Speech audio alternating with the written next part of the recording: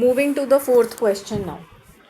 Two charges 5 microcoulomb and minus 2 microcoulomb with no external field are placed at minus 9 centimeter 0 0 and 9 centimeter 0 0 respectively. The work required to separate the two charges infinitely away from each other is, और हमें चार options दिए हुए हैं. पहला option -0.5 joule, second 0.5 joule, third 5 joule and fourth -5 joule. तो यहाँ पे सबसे पहले हमें समझने की ज़रूरत है विद नो एक्सटर्नल फील्ड का मतलब है कि कोई एक्सटर्नल इलेक्ट्रिक फील्ड नहीं लग रही है.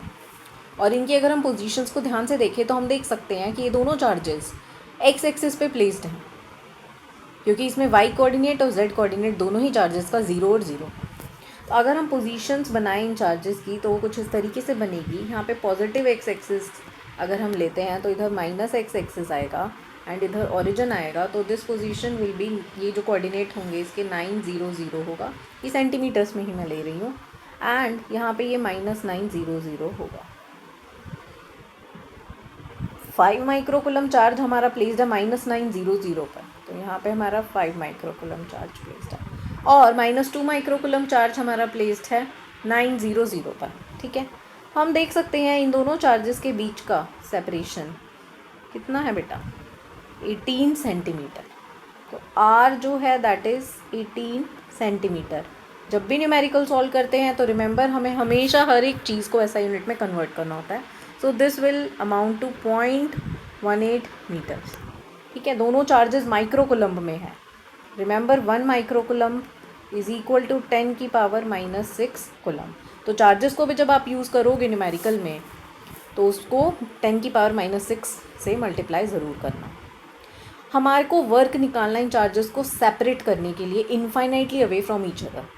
वी नो दैट जो work required to separate two charges infinitely away from each other that is equal to electrostatic potential energy of the system.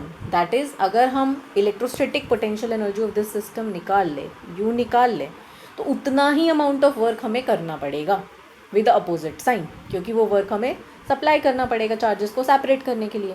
तो हमें पता है इलेक्ट्रोस्टैटिक पोटेंशियल एनर्जी का फॉर्मूला होता है 1/4πε0 Q1 Q2 अपॉन R, जहाँ पे हमें पता है Q1 Q2 चार्जेस है, R डिस्टेंस ऑफ सेपरेशन है. 1/4πε0 एक बहुत ही फेमस नॉन कांस्टेंट है. 9 × 10 की पावर 9 इसकी वैल्यू होती है इन SI सिस्टम. ठीक है, Q1 की वैल्यू हम पुट करेंगे 5 × 10 की पावर -6 एंड Q2 की वैल्यू जो पुट करेंगे तो दैट विल बी 2 × 10 की power -6 with a minus sign जो मैंने बाहर ले लिया ब्रैकेट के. और नीचे हमारे को R पुट करना है डिनोमिनेटर में, तो दैट इज़ 0.18 मीटर. ठीक है, तो हम सबसे पहले क्या करते हैं, न्यूमेरिकल्स हमारे गलत ना हो, 10 की पावर्स को कलेक्ट कर लो. तो 10 की पावर्स है -6 प्लस का 9 एंड अगर हम डिनोमिनेटर में देख रहे हैं 0.18 है तो इसको डिनोमिनेटर में 0.18 को हम लिख सकते हैं 18 × 10 की पावर -2.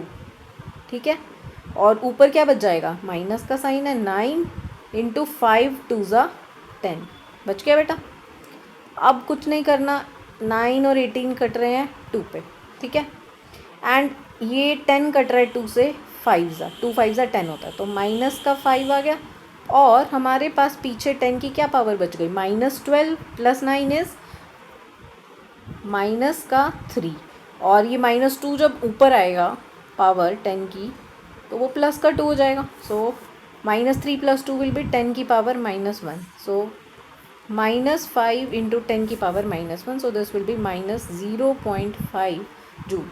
ये तो हमारी इलेक्ट्रोस्टैटिक पोटेंशियल एनर्जी है सिस्टम की.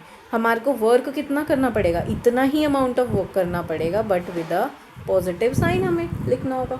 तो हमारा इस क्वेश्चन का आंसर करेक्ट जो हुआ है वो क्या हो जाएगा, option number 2 which is 0.5 joule. Clear है.